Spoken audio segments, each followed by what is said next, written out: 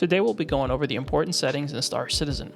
Make sure to check the timeline to speed up the process if you're looking for something specific. And if you don't care to understand the settings, just scroll through the end of the video where I'll quickly go through all my settings so you can just copy it over. First on the list is camera spring movement. All this does is add a spring to the camera as you move it around. Here's with camera spring on, and here's off. I play with hints and control hints both off, but if you're a newer player, I recommend keeping these on. Automatic slowdown slows your ship down as you deploy your landing gears. For me, this is a no, as I want full control of my ship's speed at all times, as you never know when you're going to have to make a quick landing. Decoupled mode, no, but this depends on your flight style and what you enjoy. Both coupled and decoupled work fine, though if you're mouse and keyboard, I highly suggest learning how to use decouple, unless you have an axis control for your throttles. I play on joystick, so for me, default ESP on. However, if you're on a mouse, it may actually be beneficial to play with ESP off. It's definitely something to try. This next one only affects decoupled mode. Gravity compensation on, so when you're in atmosphere, you don't have to fight gravity. That said, it could actually be fun for some of you to turn this option off, as it might add a little bit of challenge to have to counteract against gravity while flying, though I don't recommend this option on when you're trying to fight others. G-Safe on no, as we don't want any dampening of our maximum Gs during flight. Boost disabled G-Safe I have off. The reason for this, with the previous setting, this setting won't affect you at all. However, in third-person camera, you can't tell what your Gs are at, so for some cinematic work, I might turn G-Safe on to keep me from missing a scene. Though really, you don't have to worry about this setting as long as you have G-Safe off. Cruise mode on no, as we don't want our ship to automatically enter into cruise mode. That said, I don't think this setting does anything at this time. However, if you ever want to use your cruise mode, just toggle it on with a hotkey. Space Break uses boost? No. Anytime you use Space Break in Star Citizen, there is a small cooldown before you can use it again. Space Break is a tool that you can use to assist you in stopping your ship in certain situations, though it shouldn't really be used in combat too often. And sometimes you may want to use Space Break without having boost applied. You can always apply your boost onto your Space Break manually. Speed limiter on no, as we never want our ship to automatically limit our speeds unless we manually control it. Proximity assist no. This basically slows down your ship anytime you get near an asteroid, landmass, or any other obstacle that may enable proximity assist. This is a nice feature for landing, however having this on in a combat situation may be detrimental. Now we're going to slide down to 4 options, and these 4 options you want on. These are no-brainers, they're advanced HUD information, and more information on your HUD is better no matter what. Now let's talk about the dreaded ESP. I made a tutorial on this about a year ago, which still applies today, with a couple of definition changes, all updated in the pinned comment of the YouTube video. That said, if you use joysticks of any kind, this setting is 100% must use. If you're on mouse for aiming, then it's debatable, and comes down to the player.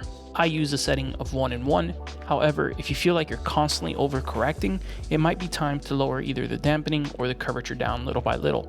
I experiment trying each one independently and seeing how you feel about it, but in short, ESP Strength is how much dampening is applied, and the damp curvature is how much ramp up there is on that strength applied. Velocity indicator on, this is what's referred to as the TVI or total velocity indicator, which shows you your current trajectory. Turret ESP enabled by default off. The reason for this is I use mouse when I use the turret. And for anybody using turret, make sure that you understand the key binding options available to you, as turret mouse movement and turret stabilization are incredibly important to aiming. These next 2 options just give you a little bit more information on the screen when you use precision mode. And then we have precision lines. This places 2 lines around your pip, which gives you a visual representation of where your crosshair may fall in and still be affected by the aim assist. Now I have staggered fire disabled by default, as you don't really want to use this on something like repeaters. That said, this is an option that's good to have bound on your key bindings, as it is useful with some weapon configurations, and a tool I recommend experimenting with. Use single pips you want no. The reason for this is if you're using weapons of different velocities, you want a pip for each weapon velocity. Just keep in mind, if you're using lead pips and you're using weapons of different velocity, always aim for the pip leading the enemy ship the most. Fading pips on no. I believe the objective of this setting is to make the pips fade away at certain ranges. That said, even with this setting off, I believe the pip still fades under certain conditions. Personally though, I would want my pip on at all times, so that I always know where my shot placement will be aligned, even while on approach to the enemy. These next settings are personal preference, but in general this controls the gimbal function and free look, or aim with your mouse or joystick. The only time I would consider using free look for aim is maybe with the eye tracking on Toby if it's available for this function. Armed missiles can loop? No. If you're ever in a critical situation, you start to lose fine motor control skills. You don't want your missile count to be something that requires precision, rather it's better to smack a button a couple of times and get it to max count when needed in an emergency situation. Missile loop makes it so once you hit maximum count, if you press the button to increase it once more, it resets back to 1. This is for you dive bombers, and this makes it so that when you set your desired impact point, it stays fixed. This set of settings is a no-brainer, as once more information is better.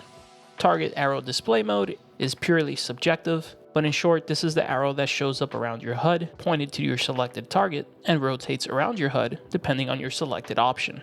Now, I honestly never used pinned targets, but overflow behavior basically makes it so that your pinned targets show up on the top of your HUD. This is one of those settings where more information is better. Zoom on target no, as we don't want our FOV reduced without our manual control. The pilot look ahead settings are for those of you that are sick of unwanted camera movements. Just make sure to have these set of settings off to completely remove automatic camera movement. Hold to exit vehicle we keep on as default to minimize the chance of accidentally leaving your ship without wanting to. And show party name is a no-brainer, as it's good to know where your party is when they ask for help. And for this final set of settings, it's again one of those it's better to have more information than less. Now on to graphics settings. If you really want to get a little bit more frames, then I highly recommend using upscaling. The only one I'd recommend at this moment is DLSS, and set the upscaling resolution as wanted. That said, if you can avoid this setting, I would. The reason for it is currently the upscaling still affects text in the game, which makes it a little bit harder to see some fine details like in the radar system. For quality settings, I use very high, but this is going to range on your computer. Some time ago, it was more beneficial to use very high than high for some PCs, so this one is per computer basis. Just try each one of the qualities and see which one gives you the best gain. Scattered object distance, we're going to set low. This is basically all the random items in Star Citizen and how far away we can see them. If you want better performance, this is a must put on low. Water number of simulated regions can be set on high if you have a good computer, but to be honest, it's probably better just to turn this setting off. Terrain tessellation distance has minimal impact on performance, but definitely test between low and high on this one. It's best to test this one in mountainous areas. Screen space shadows is basically how many shadows there are on the screen. For those of you who know a little bit more about graphics, it's SSAO. I like high because I like rich shadows, but you can definitely put this on low. And if you want optimal performance, just completely turn it off. Planet volumetric clouds, obviously this is a simple one. The higher up the scale you go, the more of a performance hit you take. This one is up to you, but if you want optimal performance, just turn them off. Then we have field of view, which is going to matter on your monitor and what you like. Motion blur, no, as I like to be able to see all the fine details when I look around. VSync is going to matter on your monitor and your standards. Some people like VSync because they can't stand tearing. That said, on some lower end PCs, VSync does decrease performance. I have G-Sync, so I just leave this off. Sharpening is going to matter on your monitor and what your resolution looks like. I can use 100 with no grainage, so that's what I use. Chromatic aberration is stylation. This adds somewhat of a lens distortion effect, which is visible in red and green hue shifts on certain angles. Film grain is a stylized option as well, and I just put this to no. And finally, session information QR code is a definite no, as I don't want a big block in front of me. As a final word of advice, when it comes to changing your graphics, if you want to optimize performance while still allowing the game to look good, then you want to prioritize textures and shadows. Everything else is nowhere as important and can be disabled or put on low. For example, here's a set of settings which I find, as long as you can handle it, will give you the best look to performance ratio. Finally, we have audio. These are my personal audio settings, but really the only one that you need to adjust is the ship computer verbosity. Medium will still give you important information while minimizing how much the computer screams at you all the time. Now, I don't use combat music because I don't use music at all, since I do a lot of videos, but this is definitely one that you might want on for yourself. Lastly, we have audio-driven camera shake. This is a 0.